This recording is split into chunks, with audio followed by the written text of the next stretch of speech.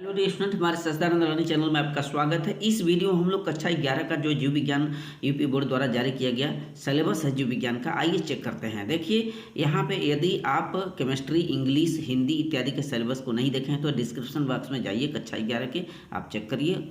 100 अंकों के पूरे पेपर में जो 70 अंक का लिखित परीक्षा होगा और 70 अंक का आपका प्रयोगात्मक परीक्षा कराया जाएगा आपके स्कूल पर। देखिए यहाँ पे अलग अलग यूनिट वार अंक का विभाजन दिया है। 70 अंक में जो सजीव जगत की विविधता है 7 अंक का क्वेश्चन, जंतुओं और पौधों की संरचनात्मक संगठन 12 अंक का होगा, कोशिका संरचना और कार्य 15 अंक का, पादप कार्किकी 18 अंक का और मानव कार्किकी से 18 अंक के क्वेश्चन पूछे जाएंगे। टोटल 70 अंक। इकाई 1 में देखिए सजीव जगत की विविधता, इसके अंतर्गत सजीव जगत, जैव विविधता, वर्गीकरण, आवश्यकता, जीवन के 3 डोमेन, वर्गीकरण, विज्ञान, जातियों की संकल्पना इत्यादि के बारे में स्टडी करना है। द्विपद नाम पद्धति, उनका नामकरण, और इसमें जीव जगत का वर्गीकरण भी देख करके चलना है। वनस्पति जगत भी, वनस्पति जगत में पौधों के लक्षण, प्रमुख समूह, वर्गीकरण, उनके उदाहरण, एल्गी, ब्रायोफाइटा, टेरिडोफाइटा, जिम्नोस्पर्म के बारे में पढ़ना है। जंतु जगत में देखिए जंतु के लक्षण, वर्गीकरण, नन कार्डेटा, संघ कार्डेटा इत्यादि के बारे में लक्षण सहित उसका स्टडी करके चलना है आपको।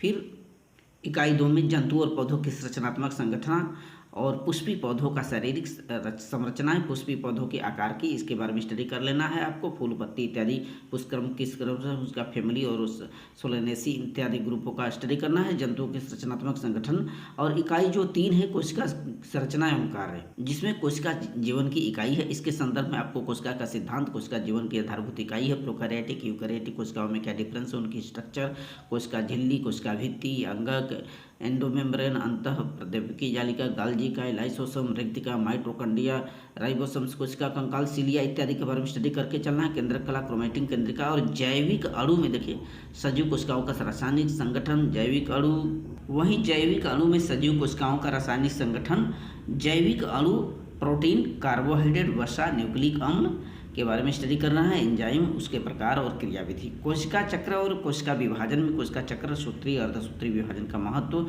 और पादप कार्किकी के अंतर्गत उच्च पादपों का प्रकाश संश्लेषण, उच्च पादपों में फोटोसिंथेसिस। प्रकाश संश्लेषण स्वयं पोषण का एक माध्यम, प्रकाश संश्लेषण का क्षेत्र, प्रकाश संश्लेषण में प्रयुक्त वर्णक, प्रकाश संश्लेषण का प्रकाश रासायनिक एवं जैव संश्लेषण व्यवस्था, चक्रीय और अचक्रीय फोटोफॉस्फोराइलेशन, रासायनिक परासरण परिकल्पना इत्यादि के बारे में। C3 और C4 प्रकाश संश्लेषण को प्रभावित करने वाले कारक। पौधों में श्वसन के बारे में स्टडी करना है, जिसके अंतर्गत आप निम्न टॉपिकों का स्टडी कर लें। और पादप वृद्धि एवं परिवर्तन ये भी पढ़ करके चलना है। मानव कार्किकी में उनका श्वसन, मानव कार्किकी, उसके अंतर्गत श्वसन एवं गैसों का विनिमय किस प्रकार से होता है, जिसमें आपको श्वसनांग, मानव का श्वसन तंत्र, श्वसन की क्रियाविधि, नियंत्रण, गैसों का विनिमय इत्यादि के बारे में स्टडी करके चलना है। परिसंचरण एवं तरल, देह तरल में रुधिर की संरचना, रुधिर का वर्ग, रुधिर का जमना, लसिका की स्ट्रक्चर, लसिका का कार्य, परिसंचरण तंत्र, ईसीजी, हृदय इत्यादि की स्ट्रक्चर देखना है। उत्सर्जी उत्पाद एवं निष्कासन, उत्सर्जन की विधियाँ, एमिटोनिज्म, यूरियोटिज्म, उत्सर्जी तंत्र, कार्य प्रणाली, परासरण, एडीएच इत्यादि के बारे में स्टडी करना है। गमन एवं संचलन में गति के प्रकार, पक्षावधि, कसौभी, पेशी, कंकाल पेशियाँ, संकुचन, प्रोटीन इत्यादि के बारे में।